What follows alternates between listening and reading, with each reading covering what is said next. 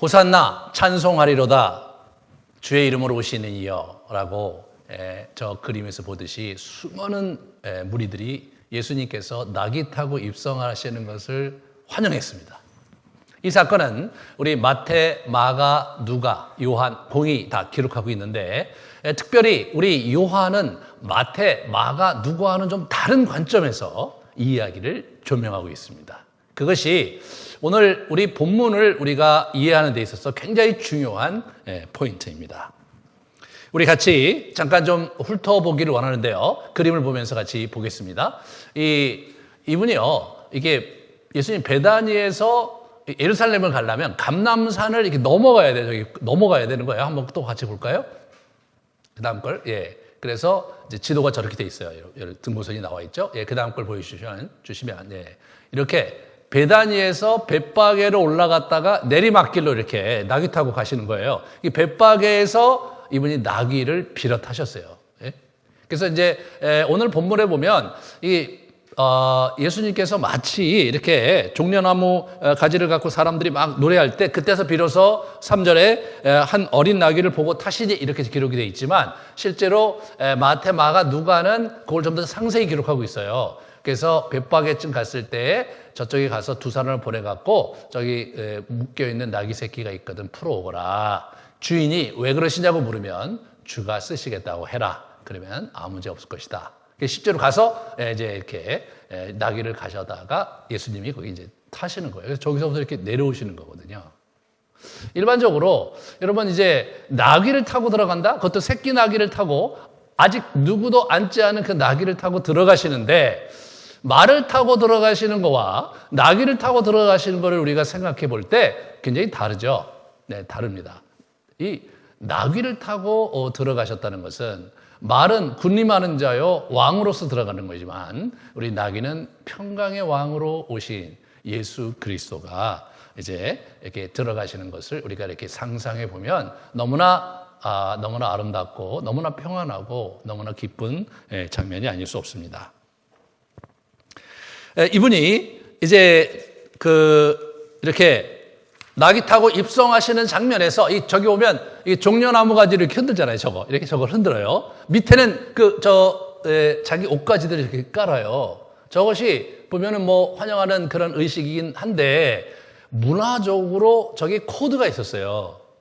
그러니까 이 자기 옷가지를 까는 것은요. 예전에 그 아합 왕조를 무너뜨리라고 하나님께서 선지자를 보내서 예후 장군을 이제 들어서서 이 아합 가문을 무너뜨리라고 이제 이렇게 특별 지령을 내리시는데 그때 예후가 선지자의 특별한 계시를 받고 그 장막에서 나왔을 때 우리 거기 있는 그 자기 부하들이 도대체 무슨 일입니까? 라고 얘기했을 때 약차 이만저만해서 내가 아합 가문을 무너뜨리라고 하신다. 그랬을 때 이 사람들이 부시시 일어나서 자기의 옷을 그 밑에 쫙 깔았어요. 쫙 깔았단 말이에요. 그게 뭘 의미하냐면 당신이 가는 길에 우리가 죽음을 다해서 당신의 뒤를 쫓겠다는 아주 정치적인 메시지가 있는 거예요. 옷을 깐다는 게요. 상당히 의미심장한 거예요, 지금. 거기다 이 종려나무 가지를 이렇게 흔들고 있잖아요, 저게. 종려나무를 이렇게 흔들고 있는데, 그거는 뭘 의미하냐면, BC 164년경에 그 독립을 해요. 시리아 우리 알렉산더 제국의 그 시리아 측을 우리 에피파네스라는 왕이 안티오쿠스 왕조인데 거기서 이제 싸웠거든요. 이분들하고 싸우다가 이겼어. 그럴 때 승리를 하면서 이렇게 돌아올 때 수많은 예루살렘에 있는 유대인들이 저 종려나무 가지를 갖고 흔든 거예요. 이렇게 흔든 거예요. 우리는 고무풍선을 갖고 흔들 수도 있고 손가락 흔들 수도 있는데 그런 게 없었으니까 저 나무가 뭔가 흔들기에 적당한 나무잖아요. 그러므로 환영할 때 사용했거든 이렇게 생각할 수 있지만 훨씬 더 정치적 의미가 있었던 거예요. 훨씬 더. 우리를 로마로부터 해방시켜달라는 강한 메시지. 우리가 당신의 뒤를 쫓아서 이 6월절 절기 때 뭔가 획기적인 전환을 가져와 달라는 강력한 지지가 이렇게 가득했던 것입니다. 그래서 마태, 마가, 누가는 그 부분을 상당히 강조하면서 그 그림을 그려가고 묘사하고 있는데 요한은 좀 다른 관점에서 그리고 있습니다. 우리 한번 그 차이를 한번 같이 보겠습니다. 마태는요, 낙이 타고 들어가심이 선지자의 예언에 따라서 그렇게 된 것이다.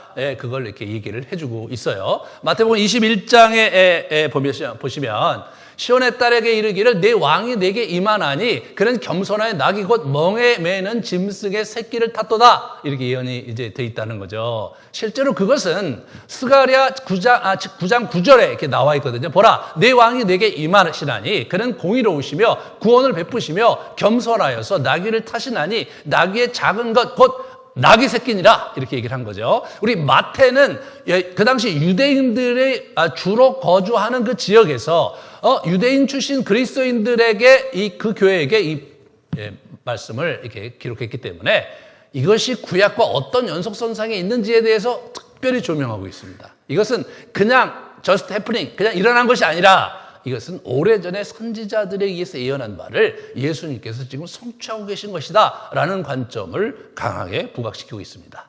마가는 그냥 담백하게 그 사건을 마치 요즘 그 기자들이 어떤 이벤트가 있을 때 이벤트를 신문지상에 보도하듯이 아주 담백하게 기술하고 있어요. 그런데 누가는 좀 더 달랐어요. 누가는 무리들의 찬송을 들으며 오시는 예수님의 심정에 대해서 조명을 했어요. 한번 누가복음 걸 보여주세요. 네, 어떤 바리새인들이 말하되 선생이여 당신의 제자들을 책망하소서. 뭘 이렇게 시끄럽게 오냐 이거예요, 그죠? 뭘 그렇게 시끄럽게? 그래서 이들이 그 찬송을 부르면서 예루살렘의 성을 올라가는 거거든요. 성전을 올라가는 거예요. 이게 지금 너무나 시끄럽잖아, 이게. 그리고 예루살렘 성에 들어가서 이제 성전에 가면 아주 조용히 해야 됐거든요, 그 당시에. 조용히 경건한 그런 형태로 이제 이렇게 정결의식을 치러야 되겠는데 난장판인 거예요. 그러니까 바리새인들이 경박하게 경건하지 못하게 이게 무슨 일이냐? 당신의 제자들을 책망하셔야 되지 않겠습니까? 라고 얘기했을 때 우리 예수님께서 뭐라고 하시냐면 만일 이 사람들이 침묵하면 저기 있는 돌들이 소리를 지를 것이다. 막 이렇게 얘기하면서 오히려 그들에게 아주 한 말씀을 하면서 확 밀어붙여요. 근데 지금 옆에 있는 무리들과 많은 사람들이 자기를 지지하고 있으니까 그 친구는 갑자기 말문이 막혀서 쪼르르 어딘가 갔겠죠. 그런데 이분이 성을 보면서 막 우세요. 왜냐하면 예루살렘 성이 곧 이제 결국은 무너질 것을 이게 바라고 계신 거거든요. 약 1000년 전에 우리 그 솔로몬이 성전을 최초로 지었고요. 그리고 성전 봉헌식에 아주 그 구름 가운데 가득히 그 성전에 임했고, 수만 마리의 양을 1000번제를 드려서 하나님께 올렸고, 또 우리 그 찬양을 드리면서 솔로몬이 그 기도를 거룩하게 하나님께 올렸던 그 장면을 우리가 이렇게 한번 기억해 보면 그 장면에 예수님께서 거기 계시지 않았겠습니까? 성삼위 하나님께서 창세전부터 말씀으로 계셨던 선지하신 성자 하나님께서 성부 하나님과 성자 하나님 그리고 성령 하나님께서 거기 좌정하시고 그 구름 가운데 계셨고 너무나 기쁘셨고 그리고 많은 기대와 소망을 갖고 그 성전을 축복하지 않았겠습니까? 그런데 우리가 알고 있듯이 그들은 사실은 하나님을 온전히 섬기지 못했고 결국 여러 전쟁과 경고와 선지자를 보내서 수많은 회개의 메시지를 전했음에도 불구하고 바알과 아세라에 묻혀서 결국은 이방 사람들이 갖고 있는 세속주의와 이 세상 권력에 휩싸여서 무너져 내려갔고 하나님께서 그들을 징계하셔서 바벨론 포로로 잡혀가게 하셨죠. 70몇 년 만에 돌아와서 다시 두 번째 성전을 지었습니다, 여러분. 그리고 그 소박하게 지고 다시 이스라엘 공동체가 이렇게 부흥하고 자라가기 원했지만 그들이 또다시 무너졌고 예수님 당시에 우리 헤롯이 정치적인 목적으로 이 사람은 이두메 사람이었는데 유대인이 아니었는데 여기를 통치를 제대로 하려고 술수를 쓴 것이 뭐냐면 이 성전을 아주 화려하게 지어서 민심을 사고 그 당시 이 지도자들이었던 사내들인 공의회의 사두개인들의 환심을 사서 자기의 통치를 견고하게 하려고 했던 화려한 성전을 이렇게 보시면서 예수님이 천여 년의 아픔과 눈물을 기억하시면서 우신 겁니다. 기가 막힌 거죠. 하나님께서 참 계획하셨던 그 놀라운 하나님의 나라의 왕국, 그리고 하나님께서 또 이 다윗의 청을 들어서 허락하셨던 솔로몬의 영화, 그리고 그 성전의 아름다움, 그런 모든 것들이 사실은 물거품처럼 사라지고 수많은 사람이 자기를 지금 찬양하고 있지만 그들의 마음이 어떻고 결국은 나를 버릴 것이고 결국은 하나님의 나라의 반기를 들 것을 이분이 아셨기 때문에 무시는 거죠. 너도 오늘 평화에 관한 일을 알았더라면 좋았을 뻔하였거니와 지금 내 눈에 숨겨졌도다. 날이 이르지라 내 원수들이 토둔을 쌓고 너를 둘러 사면으로 가두고 또 너와 그 가운데 있는 내 자식들을 땅에서 메어치며 돌 하나도 돌 위에 남기지 아니하리니 이는 내가 보살핌을 받는 날을 알지 못함을 인함이니라 하시니라. 실제로 예수님 돌아가시고 부활하시고 40여 년 후에 AD 70년에 로마 군대가 저렇게 해서 완전히 무너뜨렸습니다.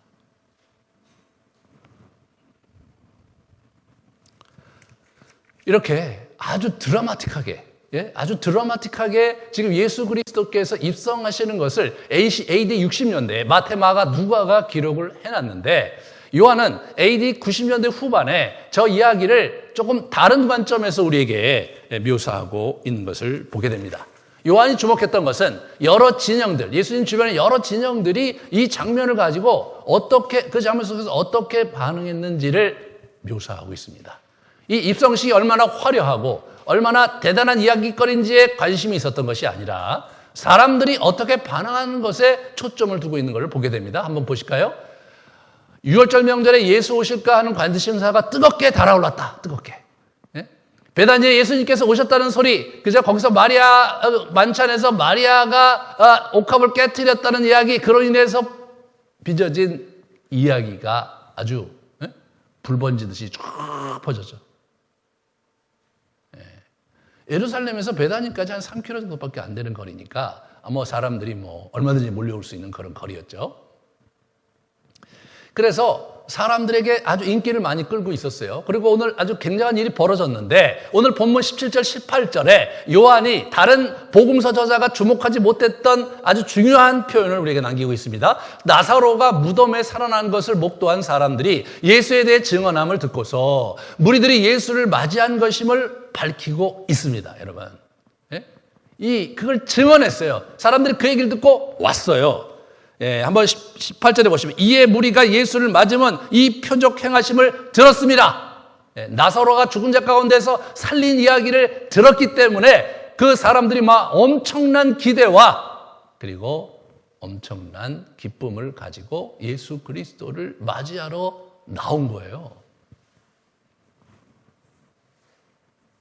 우리는 마태, 마가, 누가에 보면 예수님은 당연히 하나님의 아들이시고 예수님은 여러 가지 이사와 기적을 행하셨기 때문에 이제는 서서히 예루살렘이 뜨겁게 달아오르고 유대인들이 예수 그리스도에 대한 기대가 넘쳐나서 어느 날 폭발적으로, 우발적으로 이제 사람들이 예수를 맞이하는 거대한 입성식을 치른 것처럼 느껴질 수 있어요.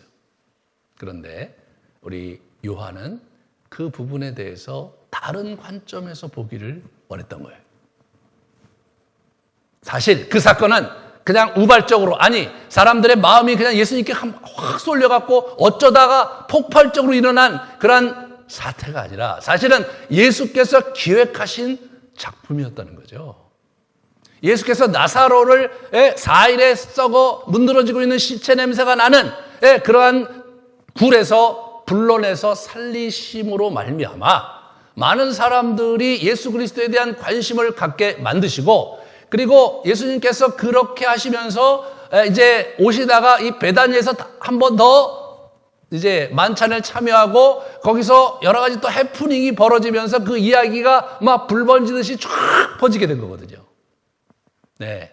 그렇게 번지게 된 거예요. 사람들이 막 엄청난 이야기거리를 계속 듣고 있는 거죠. 매스컴이 없던 시대였기 때문에.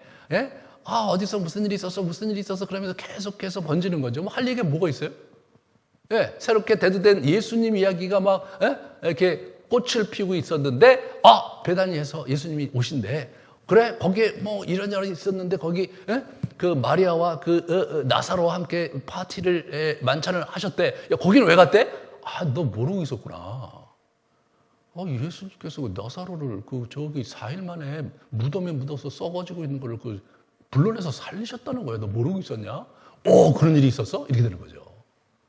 여러분, 그게 얼마나 재밌는 얘기겠어요? 얼마나 놀라운 얘기겠어요? 여러분, 지금도 만약 저쪽 연마을에서 아니 저 마곡나루에서 그런 일이 벌어졌다. 죽은 사람이 살아났다. 근데 어떻게 살아났느냐? 웬 목사가 와서 그를 살렸다 하면 관심이 없겠습니까? 뭐 엄청나게 관심이 있겠죠. 그럴 거예요. 예수님이 그 장면을 연출하신 거예요. 예수님이 이 장면에서 자기가 예루살렘에 낙이 타고 입성할 때 예수님은 환영받고 싶으셨던 거예요. 예수님은 수많은 무리들이 자기를 환영하기를 원하셨던 거예요. 물론 그들은 진정한 의미에서 예수를 바라본 것도 아니었고 진정한 의미에서 예수를 기대한 것은 더더욱 아니었지만 예수님은요, 그것을 연출하면서 그들의 마음과 생각에 완전히 자기를 인식시키고 그리고 그들이 주목하는 그러한 기대와 그들의 관심사 한복판에서 처참하게 십자가에 못 박혀 돌아가시기로 작정하신 것입니다.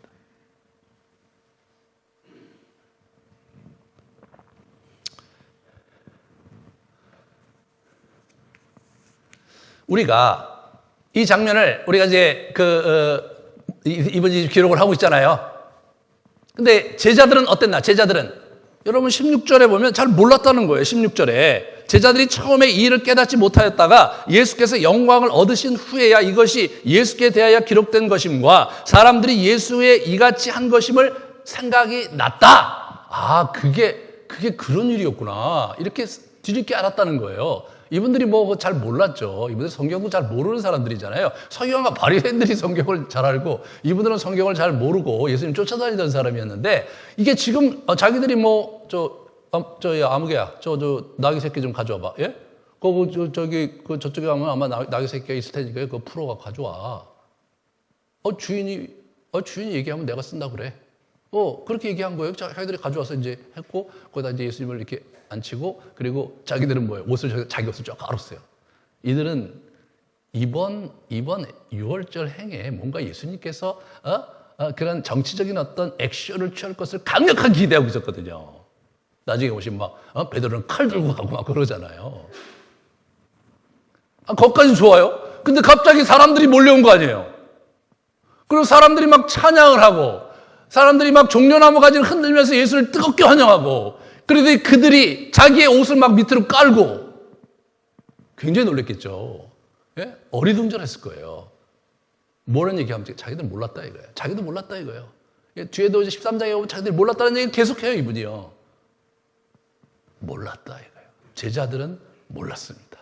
이게 지금 무슨 판도고 어떻게 일이 진행될지 감도 잡지 못하고 흘러가고 있었습니다. 한편 바리새인들은 어땠습니까? 바리새인 19절에 보시면 바리새인들이 서로 말하되 볼지어다 너희 하는 일이 쓸데없다. 보라 온 세상이 그를 따르는도다. 망연자실이죠. 야야 다 텄어.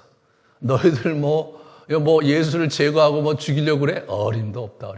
물 건너갔다. 봐라. 예? 세상이 다 그를 쫓는데 이제 너희에게는 기회가 없다. 아주 굉장히 어려운 거예요. 그 판을 뒤집기가 어려울 거라고 생각을 했어요. 근데 그들에게 아주 신성처럼 한 소망의 사람이 나타났는데 그 사람이 가룟 유다죠. 가룟 유다가 아니었으면 예수를 어떻게 해볼 도리가 없었을 거거든요. 정말 하나님이 보내신 하나님의 아들 가룟 유다가 있어서 저들이 살 길을 가졌던 거죠. 그런데 몇몇 헬라인도 예수님을 만나러 왔어요. 그렇게 함으로써 이게 지금 전체 그림이 이렇게 쪼가리가 이렇게 완성되고 있는 걸 보게 되죠. 이 헬라인은 이방인의 한 대표로 온 것으로 우리가 생각해 본다면 전체적으로 예수님 주변에 있는 사람들이 예수에 대한 기대가 한껏 부풀렀는데 저마다 각 진영이 다른 생각과 다른 시각으로 예수를 보고 있었던 것을 요한은 우리에게 들려주고 있는 것이죠.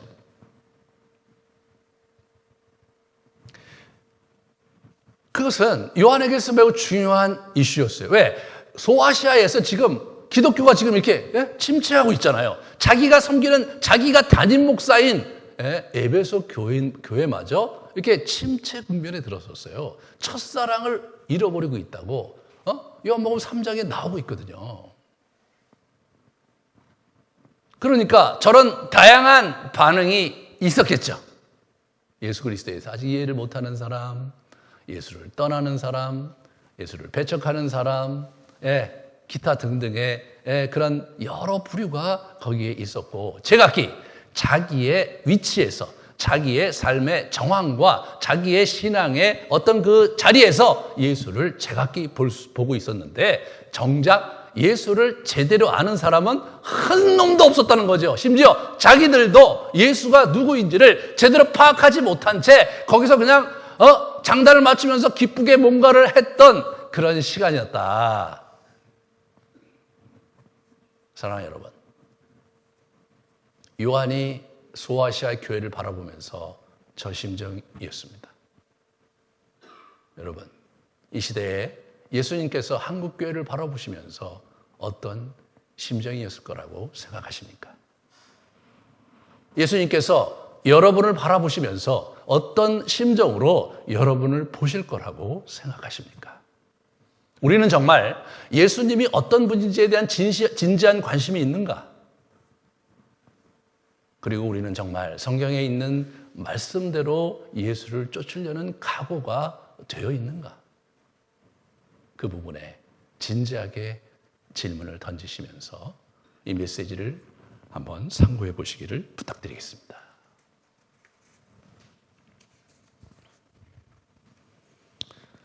헬라인이 면담을 요청했습니다. 20절에 보시면 명절에 예배하러 온 사람 중에 몇몇 헬라인이 있다. 이거예요. 헬라인이 어떤 사람들이냐? 예배를 하러 온 것으로 봐서 이게 이제 예배를 이제 드리는데, 실제로 이들은 사실은 그 유대교에 귀의할 수 있는 길은 있었지만 귀의할 때 문제가 되는 것은 이 할례를 꼭 행해야 됐거든요. 그러니까 할례를 안 하면 완전히 정식으로 유대인에 들어갈 수가 없었어요. 정식으로 이제 이게 성전 깊숙이 들어갈 수가 없었습니다.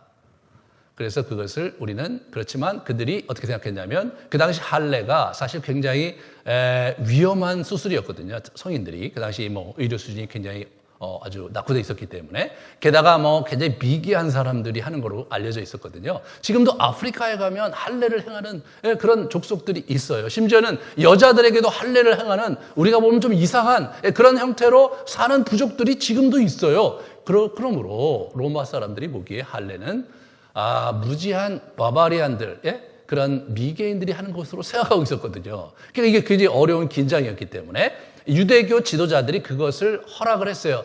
본인들이 할례를 받지 않아도 유대교에 와서 예배하고 같이 교제할 수 있는 길을 열어줬어요. 그래서 그 당시 기록에 의하면 이렇게 이제 회당이 이렇게 돼 있잖아요. 회당 규모가 이 정도, 일반적으로 고고학적으로 볼 때 200명 전후예요. 그러니까 우리 교회가 딱 회당 사이즈예요. 좀 이제 감이 오시죠? 이게 완전히 회당 사이즈의 좋은 교회예요. 그래서 어떻게 되냐면 이 가운데 메인 그 의자들에는 우리 유대인들이 이렇게 쭉 앉고, 이 벽에 이 삼면 벽에 쭉 삥 둘러서 God fearer들, 할례를 받지 않았으나 유대교에 이렇게 신앙을 갖기 원하는 이방인들이 쭉 둘러 앉아 있었던 거예요. 그게 그 당시 분위기거든요. 그러니까 이제 이분이 오셨는데 이분이 예수님을 만나려고 하는데, 이분이 보시면 22절에 보시면 우리가 재미난 장면을 보게 돼요. 빌립이 안드레에게 가서 말하고 안드레와 빌립이 예수께 가서 여쭙어요. 그러니까 이분들이 먼저 빌립에게 갔어요. 빌립에게 왜 갔느냐? 빌립이 12제자 이름 중에서 유일하게 헬라식 이름인 거예요. 그래서 저는 이분들이 보통 얘기가 아니다. 정치적인 어떤 접근을 이 사람들이 하고 있구나. 그래서 뭔가 자기들과의 커넥션을 할 수 있는 사람을 뚫은 거죠. 말이 통하는 헬라의 이름을 가진 필립에게 가서 얘기해서 우리 예수님 좀 만나게 해줄 수 없냐. 그러니까 필립이 그때까지만 해도 사실은 입지가 좀 없었던 것 같죠? 안드레에게 찾아가요. 왜냐하면 이 헬라인이라는 사람들이 그 당시 유대인들과 사이가 좋지 않았거든요. 이런 상황에서 이렇게 지금 정치적으로 많은 사람들이 예수에게 주목하고 있는데 헬라인과 예수가 개인적으로 만난다는 것 자체가 어떤 의미가 있을지 좀 굉장히 좀 어려운 거 아니겠어요? 그러니까 안드레는 처음부터 예수를 따라다녔던 그런 사람 중에 하나죠. 물론 빌립도 그랬지만, 근데 빌립보다는 안드레가 훨씬 더 입지가 있었던 것 같아요. 물론 안드레는 야고보와 요한과 베드로와 같은 레벨에 들지 못했지만 아마 초창기에는 이분이 그래도 유력한 리더가 아니었나 싶어요. 그래서 이분이 이제 이렇게 빌립과 같이 예수님을 맞으러 갔어요. 예수님께 가서 사실 그 약차 이만한 점 안에서 웬 헬라인이 와서 당신을 만나 뵙고자 합니다 하고 얘기했을 때 예수님이 사실 그 질문에 답하기보다는 자기 말씀을 하시는 거예요. 뭐라고 얘기하는 거냐면 23절에 인자가 영광을 얻을 때가 왔다! 라고 얘기하시 갑자기. 이게 좀 재밌죠? 그러면 도대체 이게 지금 헬라인이 무슨 얘기를 했는지 우리는 알 수가 없어요. 헬라인이 어떤 질문을 했는지 또 왜 만나려고 했는지에 대해서 요한은 기록하고 있지 않습니다.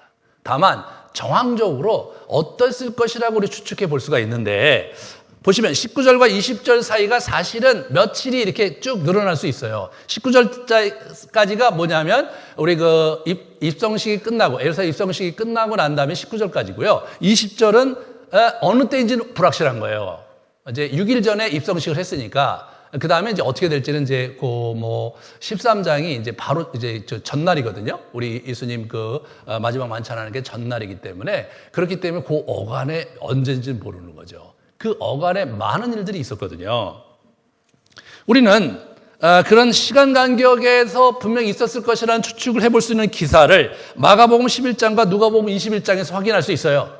이렇게 보시면 11절에 모든 것을 둘러보시고 때가 이미 저물매 12 제자를 데리고 베다니로 돌아가셨어요. 이렇게 저녁에 아침에 절어 가셨고요. 성전에 가서 또 성령 척결 사건도 하시고 나서 다시 돌아가셨어요. 자, 이런 부분에서 누가복음 21장 37절 38절에 누가는 이렇게 정리를 해주고 있어요. 낮에는 성전에서 가르치시고 밤에는 나가 감람원이라고 하는 산에서 쉬시니 겟세마네 감난산에 하시니 모든 백성이 그 말씀을 들으려고 이른 아침에 성전에 나갔다. 그러니까 이분이 어떻게 감람산에 거하시면서 아침에 일찍 가서 성전에 가서 사람들과 가르치시고 수많은 설교도 하시고 여러 가지 그 일들이 있은 다음에 또 저녁에 와서는 감람원에서 이렇게 쉬시면서 이런 식으로 지금 일을 진행하셨다는 것을 우리에게 들려주고 있는 것이죠. 그러면 예수님께서 그러면은 이 기간에 무슨 행동을 하셨는지 어떤 일이 있었는지는 마태, 마가, 누가에 아주 많이 나오거든요. 자, 그러니까 우리가 이 예루살렘 입성에 대해서 마태는 21장에 기록하고 있어요. 28장이 이제 마태복음 끝인데 그 어간에, 그죠? 22장서부터 26장이 이제 완전히 십자가 고난의 행동이니까 27장까지 어떤 사건과 어떤 메시지가 있는지가 많이 나오죠. 거기에 사두개인들과의 논쟁이 있었고요. 23장에 보면 우리 바리새인과 논쟁을 하고 독설을 하셨어요. 이 저주를 받을 놈들아, 이 독사의 새끼들아, 막 이러면서 아주 강력하게 이제 부딪히셨거든요. 그리고 사두개인들과 논쟁하시고 그런 일이 있었어요. 그리고 이분이 종말에 대한 얘기를 하셨어요. 자꾸 예루살렘이 망한대. 예? 그리고 마지막 때에 굉장히 음산하고 스산한 얘기를 이분이 하시는 거예요. 다시 말해서 친무리적으로 그들이 듣고 싶은 메시지를 하고 있질 않으셨어요, 이분이요. 네. 거기다가 달란트 비유 이런 거, 달란트 비유, 문화 비유에서 이렇게 잘 살지 않으면 너희가 안 될 거다. 너희들 아주 제대로 생산성 있는 삶을 살아야 된다. 이런 얘기를 많이 이제 하셨고, 사실 굉장히 이게 무슨 말인지 다 이해가 안 되는 거예요, 지금. 예수님께서 얘기를 하시는데 좋은 얘기를 하실 줄 알았는데 좋은 얘기가 아니라 까칠한 얘기를 하시는 거예요. 거리를 두는 얘기를 하시는 거예요, 이분이요. 그러면서 어떤 일이 벌어졌겠어요? 무리들의 기대가 서서히 식어가고 그들의 믿음이 와해되는 그런 분위기가 연출되고 있었던 거예요. 그러니까 우리 이 헬라인은 이제 그런 상황에 예수님에 대한 관심이 있었을 거고, 이제 특별히 성전 척결 사건 같은 경우는 이방인의 뜰에서 이루어진 거였거든요. 그러니까 이방인들이 주목할 수밖에 없었던, 이분이 도대체 어떤 분이시길래 제사를 이렇게 방해하나, 아마 이런 부분에서 예수에 대한 관심이 많았는데, 이들의 태도로 보아서 그냥 지나가다가 누구든지 예수님께 말을 걸 수 있는 상황이었는데, 이분들이 이제 정치적으로나 이제 헬라인의 색깔이 좀 그러니까 조심스럽게 접근한 걸로 봐서 상당히 격식이 있는 분이었던 것은 분명하고, 그리고 예수님과 모종의 관계를 이제 가지고 자기들의 어떤 호기심을 만족시키려고 했던가, 아니면 완전히 보니까 에루살렘 보니까 이게 시대가 바뀌고 에루살렘이 뒤엎어질 것 같으니까 미리 커넥션을 만들어서 다음번에 뭔가를 하려고 하셨던가, 뭔지 우리는 다 알 수 없어요. 하지만 그런 분위기 속에서 진지하게 예수님께 나온 것은 분명하다. 그런데 예수님께서 그들에게 반응하시는 게 아니라 그것을 하나의 징후로 본 거죠. 내 영광의 때가 이르렀다고 생각하신 거예요. 학자들 중에는 예수님이 이 땅에 오셨을 때도 이방인의 그 동방박사가 와서 예수를 경배했듯이 예수님께서 돌아가시기 전에 이 헬라인이 등장한 거 아니냐, 그렇게 추론하는 학자들도 있습니다. 상당히 신빙성이 있는 장면이에요. 왜? 이 장면에서 자신의 영광을 얘기하셨거든요.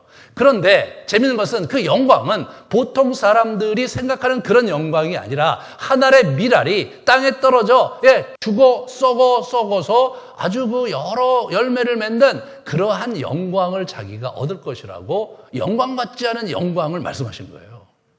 이 찬물을 또 쫙 끼얹으시는 거예요.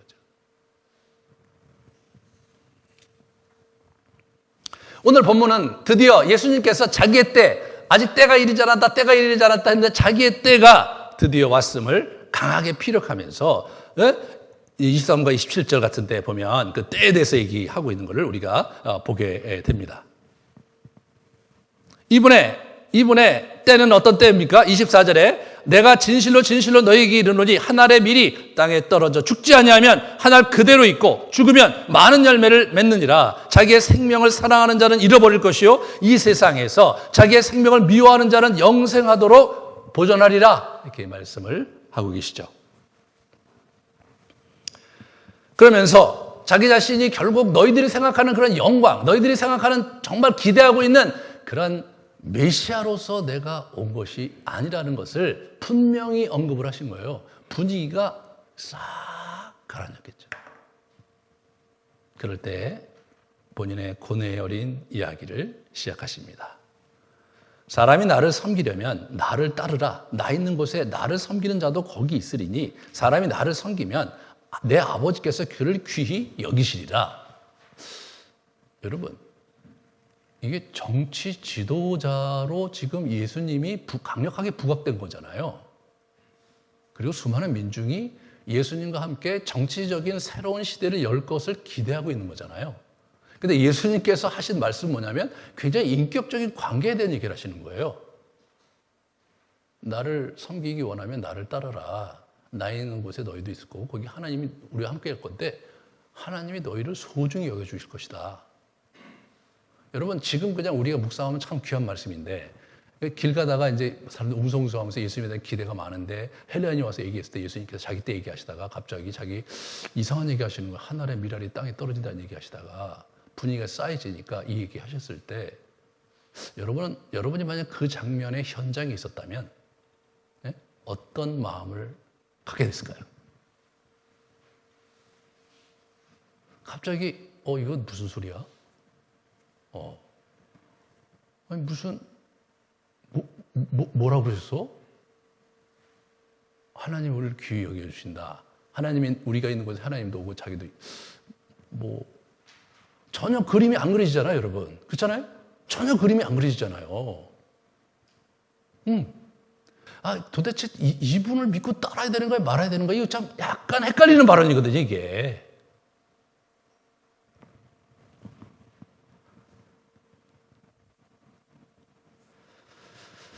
그러니까 예수님이 어렵죠. 27절에 얘기하십니다. 지금 내 마음이 괴로우니. 무슨 말을 하리요? 아버지여 나를 구원하여 이때를 면하게 하여 주옵소서. 그러나 내가 이를 위하여 이때에 왔나이다. 마음이 괴롭습니다. 할 수만 있으면 아버지여 나를 구원하시고 내가 이때를 면할 수는 없습니까? 제가 묵상할 때 이래요.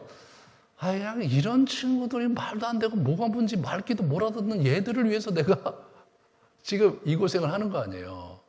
뭐 말이 안 통하잖아요. 딴 생각하고 있잖아요. 그러니까 그냥 내가 진짜 이거 해야 되는 거야? 이런 생각을 하신 거 아닌가? 물론 순전히 제 생각입니다. 오해하지 마세요. 그래서 그렇게 하셨는데 그냥 이렇게 마음이 이렇게 우그러지는 그런 상황이잖아요, 이분이요. 그래서 아버지요. 네? 그렇지만 아버지의 뜻대로 하십시오. 이때를 위해서 내가 왔습니다. 그래서 아버지의 이름을 영광스럽게 한다면 제가 그렇게 하겠습니다라고 얘기하신 거죠. 근데 이 장면이 워낙은 이게 마태, 마가, 누가는 어디에서 기록된 내용이냐면 겟세마네 동산에서 잡히시기 전날 밤에 기도하시면서 하신 얘기거든요. 할 수만 있으면 이 잔을 내게서 걷어가 달라고. 하지만 내 뜻대로 마옵시고 주님의 뜻대로 해달라고. 그것은요, 은밀한 곳에서 하신 얘기예요. 제자들 중에서도 다 아니고 3명만 와서 그 얘기 들었어요. 근데 이거는 지금 어떻게 되냐면 사람들이 다 있는 곳에서 갑자기 얘기하는데 이런 얘기를 하신다고 생각해 보세요, 여러분. 진짜 그 얘기를 요한이 기록하고 있는 거예요. 마태, 마가, 누가는 그걸 기록하고 있지 않아요. 요한은 최측근이니까 옆에 있었겠죠. 예수님 무슨 소리 하시는 건가 이거? 아니 할 수만 있으면 나를 구원해달라. 할 수만 있으면 이 사람들하고 좀 다른 길을 가야 되는데 이해할 수가 없는 얘기를 예수님께서 하신 거죠. 사람들이 중간에 갑자기 헉 했을 거예요. 그러니까 하나님이 가만히 있을 수가 없잖아요. 그러니까 우르르 쾅쾅 하면서 이제 그때 천둥 소리를 내신 거예요. 그죠?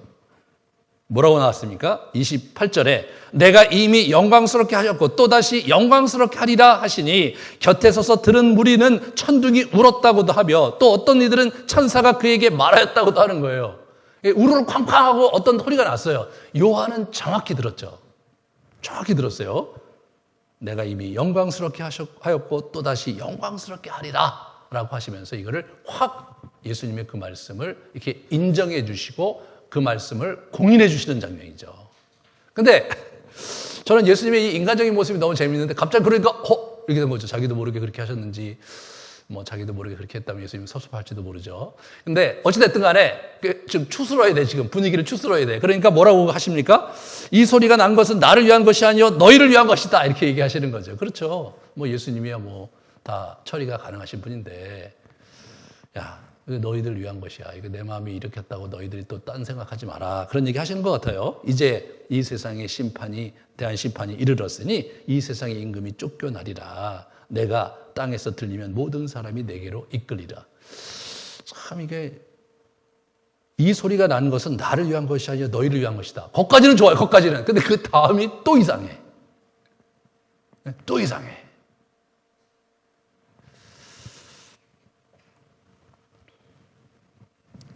그러니까 어떻게 돼요? 사람들이 점점점 의구심이 생기잖아요. 민중은요, 강력한 확신을 줘야 돼요. 비전을 확실히 제시해야 돼요. 근데 앞에 있는 지도자가, 확실한, 명확한 비전을 제시하고 자신의 의지를 뚜렷하게 밝히지 않으면 추종자들이 와야 되잖아요. 추종자들이 흔들리잖아요. 이 장면이 바로 그런 장면이죠. 사람들이 얘기합니다. 무리가 대답하되 우리는 율법에서 그리스도가 영원히 계신 다음을 들었거늘 너는 어찌하여 인자가 들려야 하리라 하느냐. 도대체 그렇다면 인자는 뭐냐. 이제 그런 얘기를 사람들이 하면서 의구심이 또 확 증폭이 되는 거예요. 의구심이 확 증폭이 되는 거예요. 여러분 충분히 납득하실 수 있죠. 그 장면이 어땠는지. 예수님이 이런 장면을 연출했다는 것에 우리가 주목해야 되는 거예요. 사실 마태, 마가, 누가는 이런 식으로 주목하진 않았거든요. 예수님이 당당하시고, 예수님이 이렇게 마지막 심판날을 선포하시고, 예수님이 사두개인과 정면으로 대결하시고 예수님이 바리새인들을 내려 찍으시고 말이에요. 이런 식으로 예수님께서 자기 자신의 입지와 그리고 자기의 가는 길을 당당하게 선포한 것에 대해서, 당당하게 행동한 것에 대해서 주목하고 있는데, 여기는 여러분 어떠세요? 예수님 왜 그러시지? 왜 이렇게 찌질하신 거야 이거?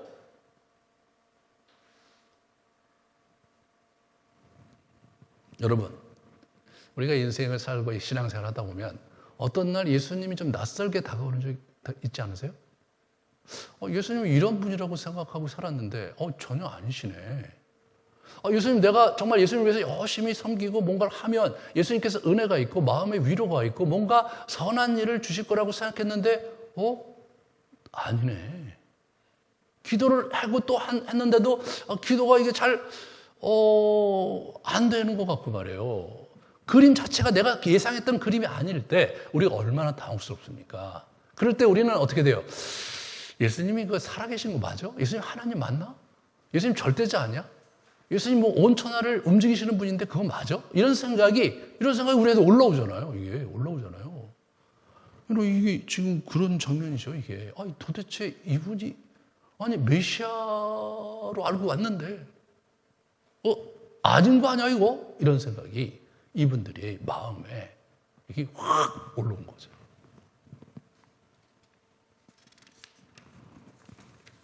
천둥이 울렸고 말이에요. 큰 소리가 났는데도 불구하고 그런 그 드라마틱한 초자연적인 어떤 그런 메시지는 전혀 그들을 붙잡지 못했어요.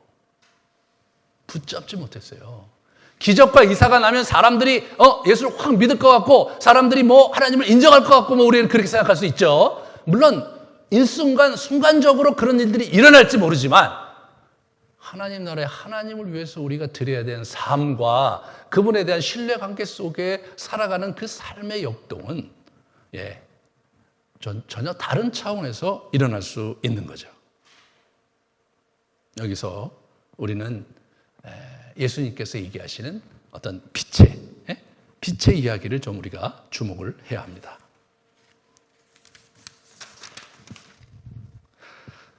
사람들에게 어두움이 스며들고 휘둘리고 있었던 것이죠. 35절부터 37절, 42절, 43절을 같이 한번 보겠습니다. 빛이 너희 중에 있으니 빛이 있을 동안에 다녀 어둠에 붙잡히지 않게 하라. 어둠에 다니는 자는 그가 가는 곳을 알지 못하느니라. 이 빛에 대한 얘기를 하시는 거예요. 갑자기 빛이 있을 동안에 빛을 믿으라. 그리하면 빛의 아들이 되리라. 빛을 믿으라고 하시는 거예요.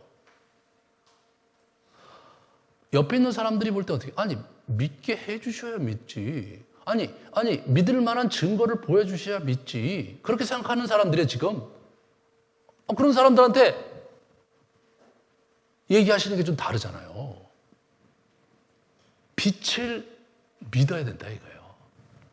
그 빛으로 보고 빛으로 분별해야 보이는 나라라 이거예요.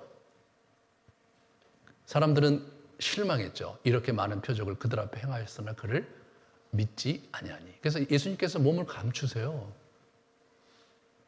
관리들 중에도 그를 믿는 자가 많대. 바리새인 때문에 드러나게 말하지 못하는 분위기가, 다시 말해서 분위기가 꺾인 거죠. 그죠? 분위기가 꺾인 거예요. 분위기가 꺾인 것을 요한이 기록하기를 원했던 거예요. 마태, 마가, 누가는 분위기가 꺾인 것에 대해서 이야기하지 않거든요. 또 왜 꺾였는지도 충분히 설명을 안 하고 있어요. 이 요한은 예루살렘 입성해서 예수님이 마지막 만찬할 때까지 수많은 예수님 메시지와 여러 가지 해프닝들이 있었는데 그것을 다 내려놓고 사람들의 마음이 어떻게 변했는지를 보여주고 싶었고, 왜 그걸 보여주고 싶었는가? 실제로 소아시아에 있는 많은 그리스도인들의 마음이 변하고 있었거든요. 여러분, 실제로 한국교회 성도들의 마음이 변하고 있거든요. 혹시 지난 2년여의 이 코로나 상황 속에서 여러분의 마음은 어둠 속에 흔들리고 계시진 않았는지, 하나님을 믿는 신앙 자체가 본질적인 재검토에 들어가고 계시는 않았는지 생각해 보시기 바랍니다. 어둠이 여러분의 영혼을 파고들고 여러분의 삶을 이렇게 잠식하고 있지는 않았는지 생각해 보시기 바랍니다.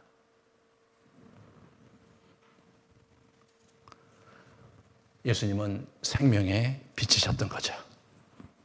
자기 자신을 빛이라고 얘기하시잖아요, 지금. 그것은 요한복음 1장 9절서부터 나와요. 참빛 곧 세상에 와서 각 사람에게 비추는 빛이 있었나니. 그죠? 자기 땅에 오매 자기 백성이 영접하지 아니하였으나 영접하는 자 곧 그 이름을 믿는 자들에게는 하나님의 자녀가 되는 권세를 주셨다. 그는 세상의 빛이다 이거예요. 여기서 빛이 있을 동안에, 내가 있을 동안에 그거죠. 너희가 빛이 있어야 세상을 볼 수 있고 빛이 있어야 어둠 가운데 거하지 않는다. 그 말씀을 들려주시는 겁니다. 오늘날 저와 여러분이 이 말씀 속에서 어떻게 우리가 우리의 빛을 붙잡고 가야 될지에 대해서 한번 요한복음의 빛에 대한 얘기를 쭉 한번 살펴보면서 정리를 하려고 합니다. 요한은 이 빛 이야기를 여기 처음 하는 게 아니에요. 1장부터 하고 나서 중간중간에 빛 이야기를 이렇게 삽입해 놓으면서 빛 가운데 살아가야 될 것, 빛을 소유하고 어둠 것을 벗어나서 살아야 될 것을 강력하게 계속해서 중간중간에 언급하시면서 여기까지 오신 거였어요. 이 생명은 사람들의 빛이라. 빛이 어둠의 빛이 돼 어둠이 깨닫지 못하더라. 참 기가 막힌 거 아닙니까? 여러분, 빛의 원리는 뭐예요? 빛이 있으면 어둠은 자동적으로 사라지는 거 아닙니까? 근데 빛이 있는데 어둠이 알아보지 못했다. 그럼 무슨 얘기 하는 거예요, 이게 정말? 이게 영적인 얘기를 하는 거거든요. 빛이 세상에 왔을 때 사람들이 자기 행위가 악함으로 빛보다 어둠을 더 사랑한 것이니라. 악하기 때문에 어둠을 계속 붙잡고 있는 거예요. 빛을 못 알아채는 거예요. 악을 행하는 자마다 빛을 미워하여 빛으로 오지 않는다. 진리를 따르는 자는 빛으로 오나니. 빛과 진리가 같이 가는 거예요. 진리로 그 빛을 비추어야 되는 거예요. 이 세상의 빛을 봄으로 실족치 아니하고 밤에 다니면 빛이 그 사람에 없는 거로 실족한다. 이 어둠 속에 붙잡히지 마라. 어둠이 우리의 영혼을 잠식하고 어둠이 우리의 앞길을 막아설 때 진리 가운데 그 빛을 밝혀야 된다 이거예요. 어둠이 잠식되면 감당할 수 없는 방황과 그리고 어려움이 우리를 압도하는 거죠.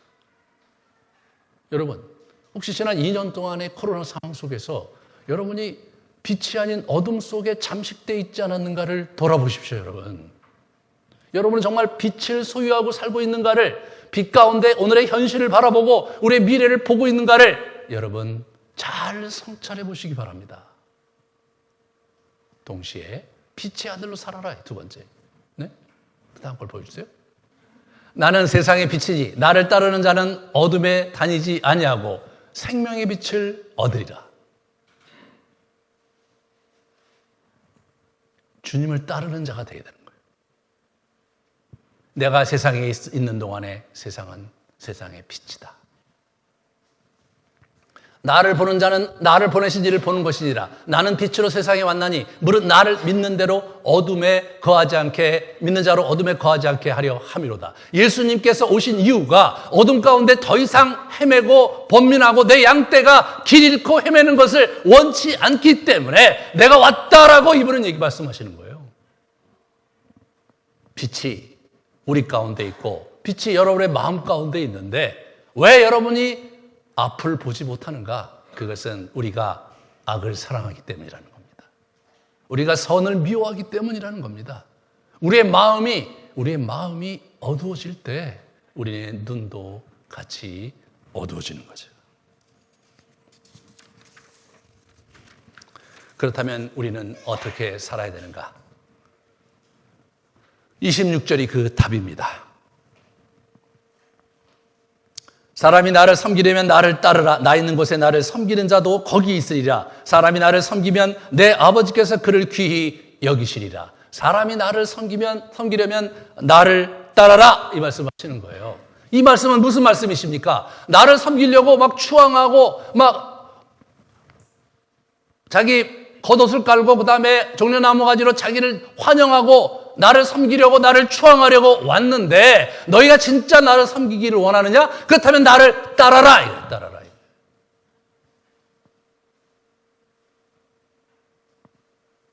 예수님을 따르려는 자들이 없었던 거예요. 여러분 다음 시간에 13장을 보시지만 제자들조차도 예수님을 따를 생각이 없는 거예요. 예수님을 섬기려 하는 사람은 많은데 예수님을 따를 생각이 없었던 거예요. 예수님을 섬기면서 자기 길을 자기가 가고 싶었던 거예요. 우리가 그럴 때가 많은 거죠. 이 신앙생활하면서 예수님 만나고 우리가 정말 이렇게 하나님께 이렇게 영광을 돌리고 그분을 섬기는 거 우리 그거 한국교회 너무너무 잘하죠. 그런데 정말 우리가 예수님을 따르고 살고 있는가에 대해서 생각해 봐야 되는 거예요. 예수님은 말씀하시는 거죠. 섬기는 거 제대로 섬기려면 나를 따라야 된다고 말씀하시는 겁니다. 그러면 어떻게 주님을 따를 수 있을까요? 이미 마태복음 11장에 이분이 말씀을 하셨어요. 한번 같이 보여주시면 수고하고 무거운 짐진 자들아 다 내게로 오라. 내가 너희를 쉬게 하리라. 나는 마음이 온유하고 겸손하니 나의 멍에를 메고 내게 배우라. 그리하면 너의 마음에 쉼이 얻으리니. 나의 멍에를 메고 내게 배우라. 여러분 예수님께 배우십시오. 예수님을 따르면서 예수님을 배워야 돼요. 뒤따라가면서 이분이 뭐 하시는지 자꾸 배우려고 해야 돼요. 우리가 예수님을 섬기려고 하기 전에 예수님을 배워야 되는 거예요. 그래야 예수님이 원하시는 방식대로 예수를 섬길 수 있는 거예요. 여러분 예수님을 배우고 계십니까? 어떻게 예수님을 배울 수 있습니까? 복음서에 나오신 예수님을 묵상하면서 그분을 따르려고 그분을 흉내내려고 우리가 그분과 많이 머물고 그분을 흉내내려고 노력해야 되는 거죠. 그렇지 않겠어요?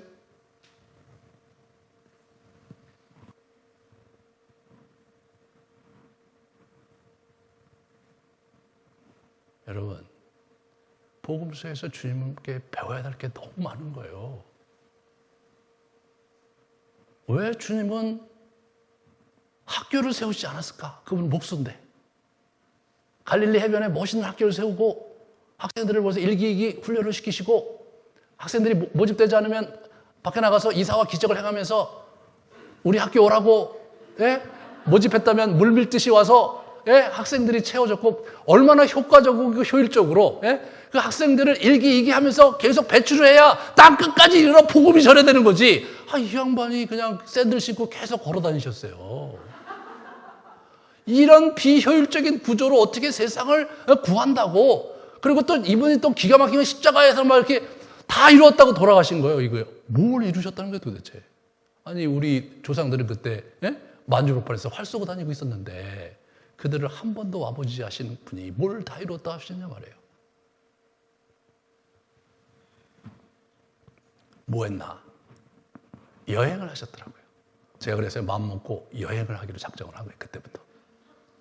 그래서 중국 여행을 그때 제가 프로그램 만들어갖고 제가 있는 단체 사람들 데리고 1년에 2차례씩 열흘씩 막 여행을 해봤어요. 도대체 무슨 일이 일어나나? 다르더라고요. 여행을 하니까 인지론적 차원의, 인식론적 차원의 지식이 아니라, 그죠? 같이 교제하면서, 같이 식사하면서, 또 때로 부딪히면서 뭔가 그 내면의 어떤 변화가 일어나는구나. 저희 교회 처음부터 그래서 영성을 여행한 거예요. 지난 2년 동안 못했는데 내년에 다시 시작하겠습니다.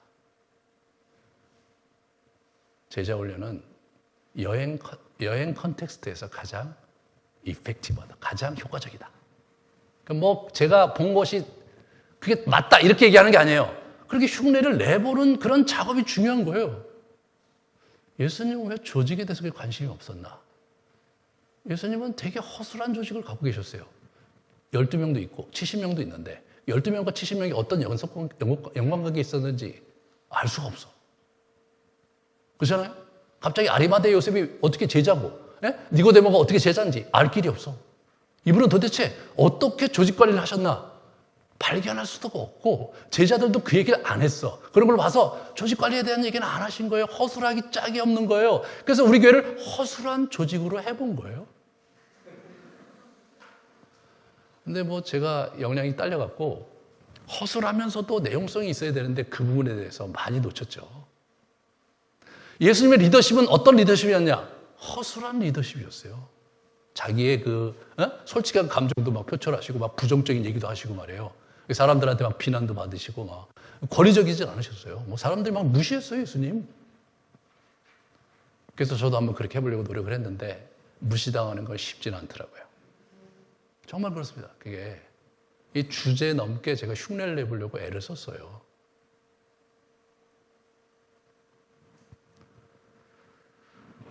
저는 여러분에게 제가 잘했다는 얘기를 하는 게 아니라 적어도 저는 복음서에 있는 예수님을 따라 가보려고 노력하며 이 교회를 섬기고 있다는 얘기를 나누고 싶은 거예요. 그리고 여러분도 예수님을 따라 사는 삶을 사셔야 되는 겁니다. 예수님에게 배워야 되는 거예요. 예수님에게 배우지 않고 어디 딴 데서 배우는 거 정말 곤란해요. 네, 곤란합니다.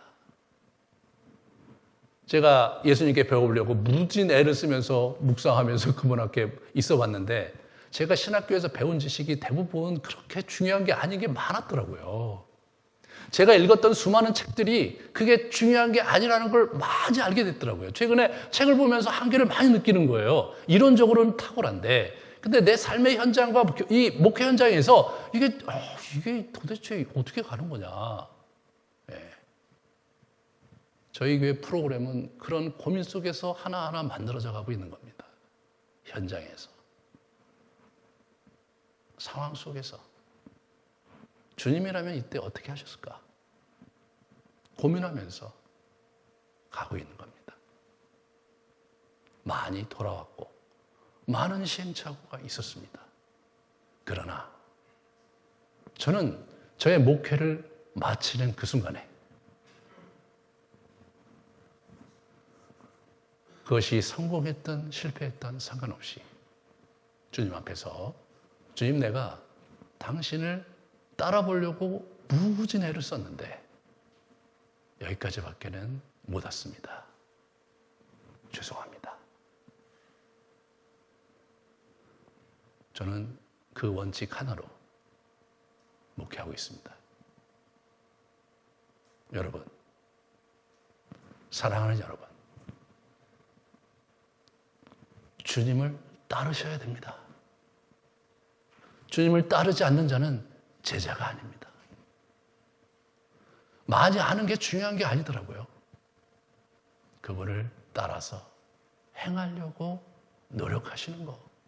그게 그분이 우리를 사랑하시는 그러한 길에 있게 되는 것입니다.